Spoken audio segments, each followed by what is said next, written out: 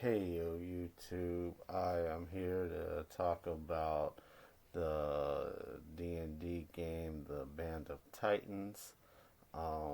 Where I last left off, Jezzy Baba was gonna tell us what she knew about the witch and the multiverse. Immediately, I tell the DM I want to retcon a few things. I start off with saying, I want to start my what the last thing I said with a performance check because again he has a performance oral. Pretty much because he's a priest, I pretty much make it where he is also a preacher. But I say he pretty much says the same thing that we're of A tier, or that we're a party of A tier, that one of our members was in a quartet, and that they're searching for a witch that has something to do with the multiverse. And I say I end it with introducing Iridina, or the gunslinger Iridina. Um, and then Aradina steps up and she pretty much tells her story, which I'm not 100% sure if I've really said in these videos, but I know it's something like uh, I guess in Earth in regular time, she was a bounty hunter. And then I guess the typical where she was almost dying or in a death situation and went through a vortex. Um, but I guess she went to Midworld. She encounters a demon inside a house. I I kind of imagine that it's like what happens in the Dark Tower with the boy. But she goes through a vortex, ends up in Midworld, meets a gunslinger. The gunslinger teaches her how to be one, restarts the order of the gunslingers, makes a call, um, and I guess they start taking up bounties. And I guess they take up a mission where they encounter a demon, and the demon tells them the prophecy or the mission, or however you want to word it. And he says the whole prophecy of the new king falls. And then I guess he gets into the king is falling prophet. And they bring up a story with Armor Ready where I guess like they like saw like another translucent party and they started like asking her like where's the witch, where's the witch, or they just started asking in general. And I guess the name Shanks came up, and she talks again about a thing that Armor Ready said where like the battle went all wrong, and again she brings up something about the psychic vampire. Truth be told, I always thought that this was the vampire that Craven killed, uh but the way it was worded this time sounded kind of, or the incident that she was talking about that was wrong, I always thought was that. I'm not 100% this time around the way it was worded, but more than likely the psychic vampire is probably still. If I was to guess, the psychic vampire that Craven killed, Rufio or something like that, uh, is purpose type. So somehow he's going to come back and fulfill his purpose. And some things get brought up that we've heard about with our leads that we had. Like we heard that the witch is in Daglin, but not this Daglin. And I want to say Smite at this point says something about the alternate worlds and stuff like that. Maybe that's what it meant. And like maybe it's the Daglin of 0.108 or 6.18. And there was something about going forward to go back behind or go where shit's already been. I can't exactly remember it. And Jezzy Baba is like, I always knew eventually someone would show up like this.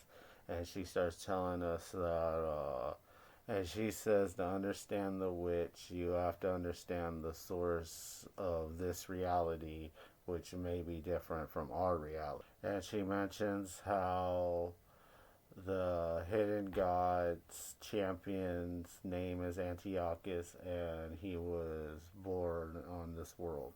And the story of the witch begins in the Battle of Hesator, which is in the Second Dark War.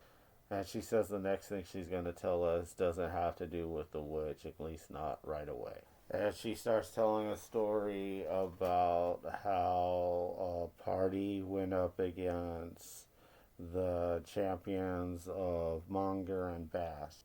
They were there to destroy the Dark Chamber, which Naglo created. Um, the Dark Chamber was supposed to give Antiochus more power. Um, they thought they slew Naglo, and a few weeks later, the heroes fought Antiochus in Marcellon. So I guess right as the heroes were about to defeat Antiochus, Naglo appeared um, for revenge for destroying his cauldron, and he opened a vortex, and Antiochus fell through. Um, Before he fell through, he ended up like getting Naglo, and I guess there was some like Gandalf moment where like before he fell through, he looked at the group and he said, "No victory for you." Um, I started criticizing it, like oh darn, he saved the world for us, uh, uh, but once when I said that, I realized that this was stuff that the DM and Craven's player did experience together, and the DM was like some of them were like that, but then also other ones were like we're gonna have to deal with this later. Uh, Craven's player was kind of more like he stole the victory from us. Uh, uh, but yeah, it was kind of like, well, if they would have defeated it then, or if they would have killed him then we wouldn't be, our party wouldn't be going through this now. And the witch was living in Santorini as a child by the ocean, wherever that is. About 7 years ago, she was 25. So I guess Naglo and Antiochus were still fighting when they were falling or whatever. And the Viliamo started to invade her world. Um, she got captured and then got into a shipwreck. And then I guess the prisoners formed a party.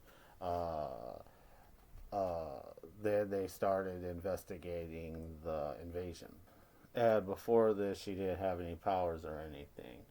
She didn't know she was a witch.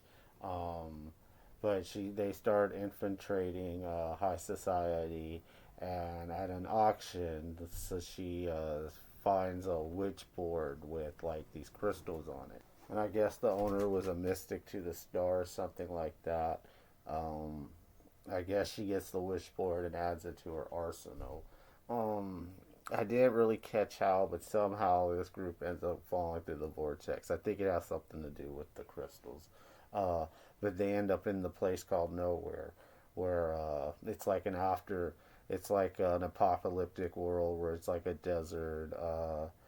I know like one of the natives are like these like demon-like people, and I guess they encounter the Fiend Lords, and they pretty much find out the story of the Pack, which is the party I was in, which was in Nowhere, and pretty much they find out that like Nowhere is a place where it's a locked-in world, and the only people that's ever escaped it was the Pack, and they kind of follow the trail that the Pack go through.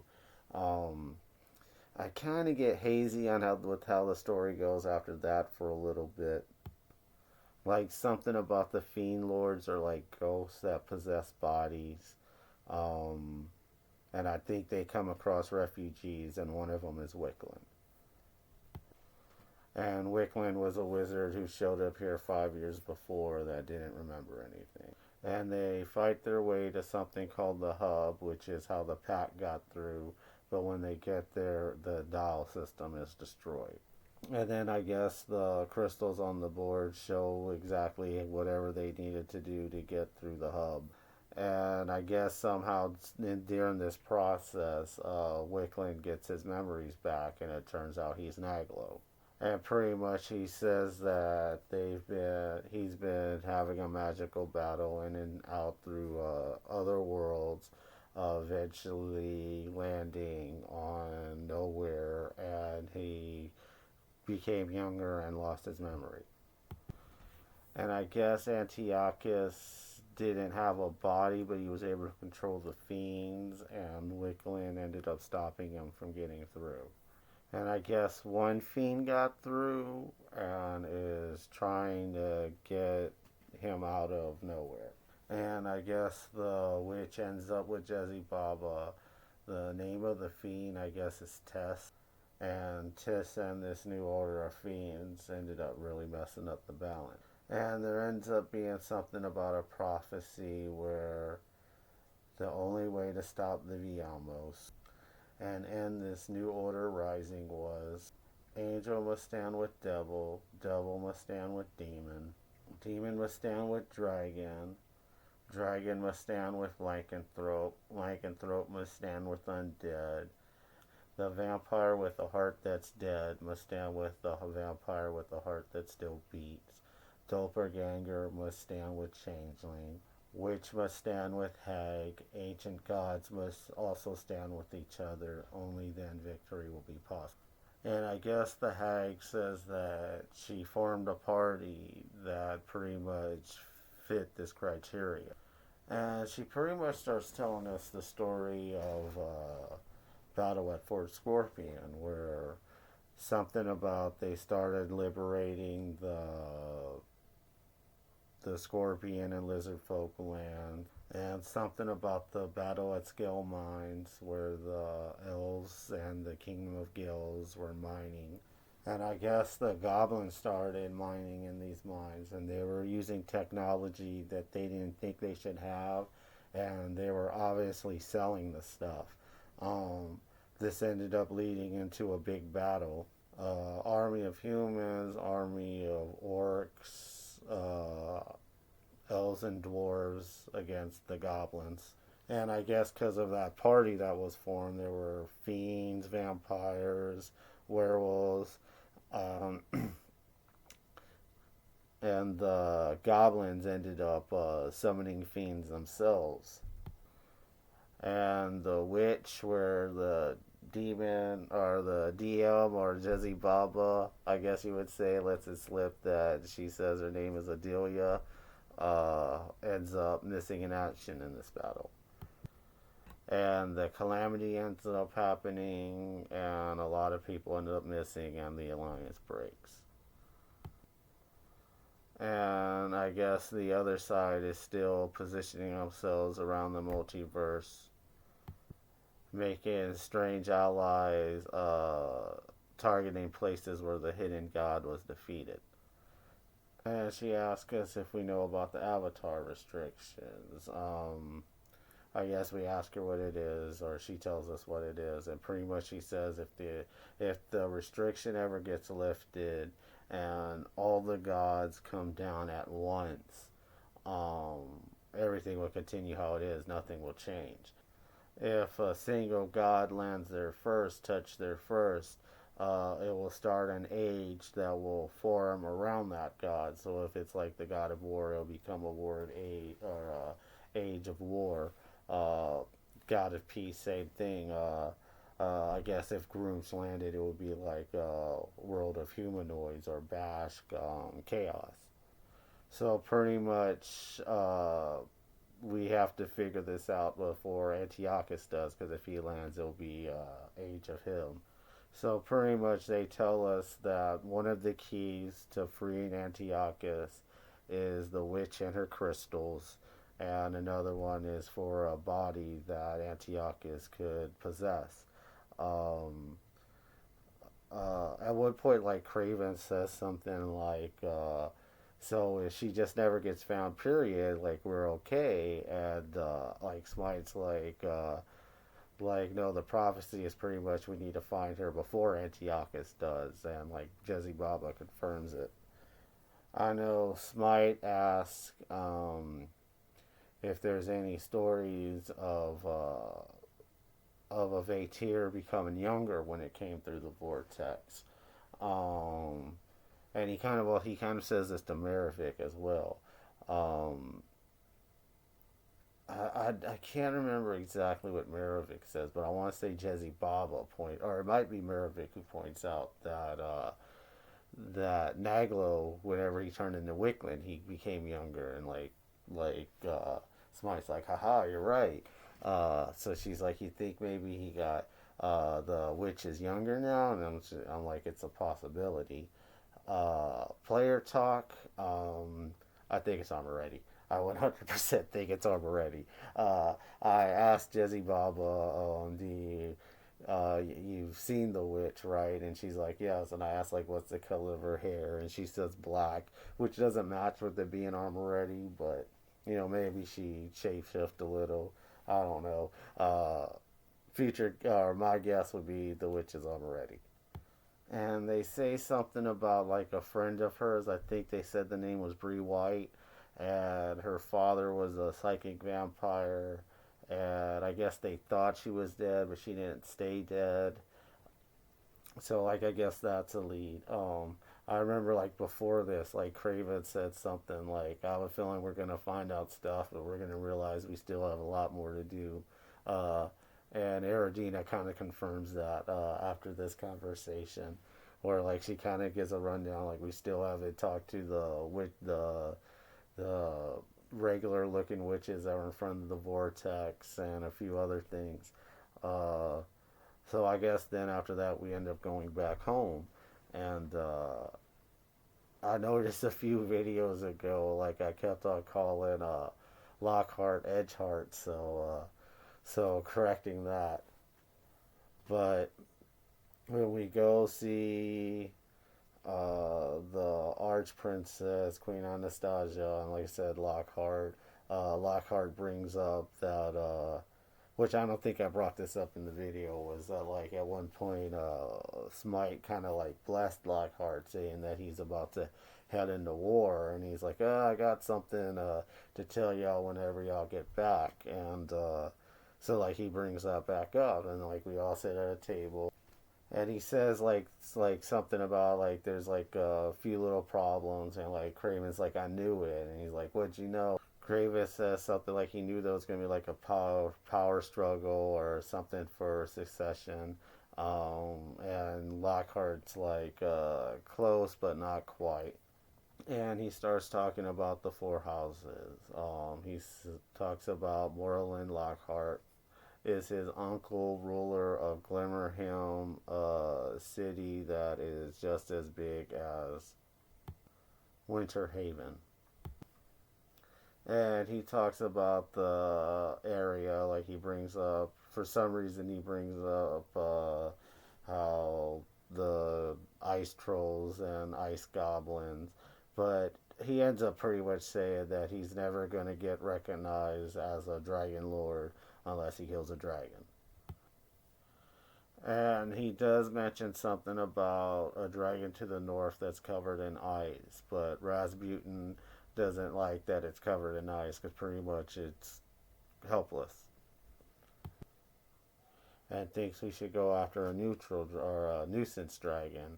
It tells us that the most nuisance dragon, once when they did some research, is one named Seconus, and Seconus is a red great worm. And Craven goes off the rails. Like the moment it starts leading in the fighting a dragon period, the player starts talking about how the table's going up because Craven's having a hard on.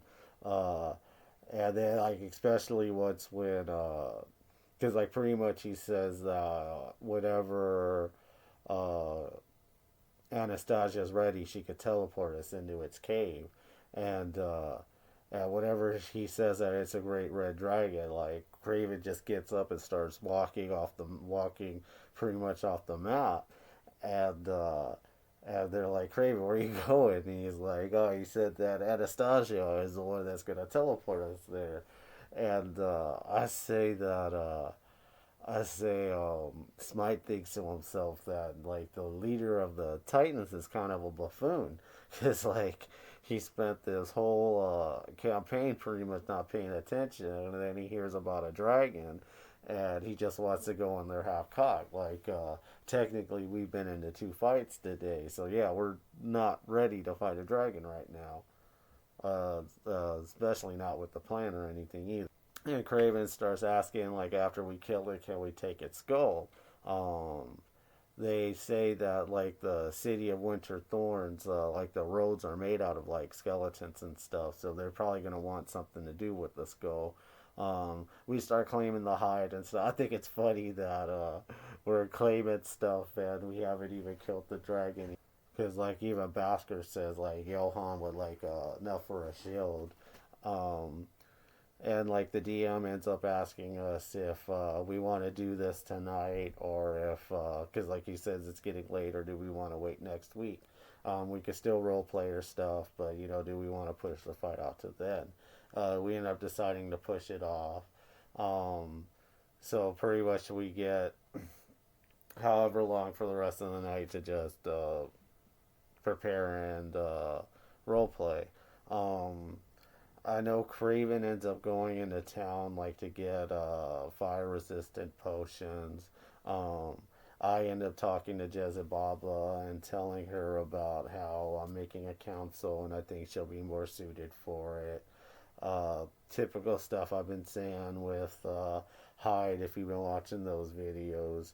Um, like I tell her that some of the stuff aligns with what she was saying of like human standing with humanoid, which this if he makes this council, that's what it could turn into. So he asks her if she wants a spot on it.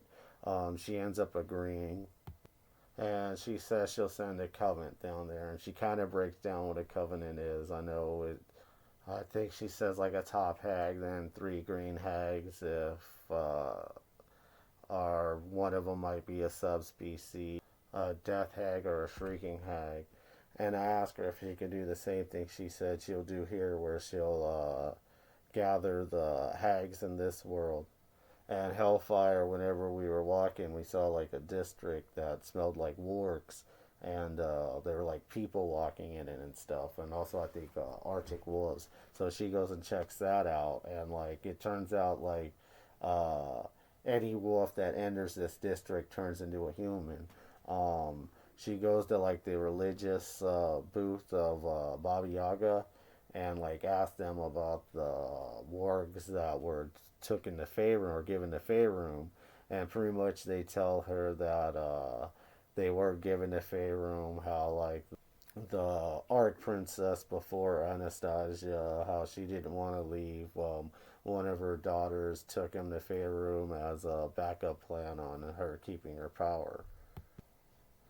And then she just goes to like a tavern in this area, mingling with wargs. She got leadership a couple of levels ago, so she's trying to build her followers. Uh, Mostly warg riders and wargs, Arctic wolves, I guess. That's where we wrap it up. So yeah, future predictions. We're gonna fight a red dragon. Kind of spent most of the week looking through my spells, looking through my buffs. I got a good idea of what I'm gonna use. Uh, we'll see how it goes. You want to check out Spider-Man Red Dragon? Check out our video next week.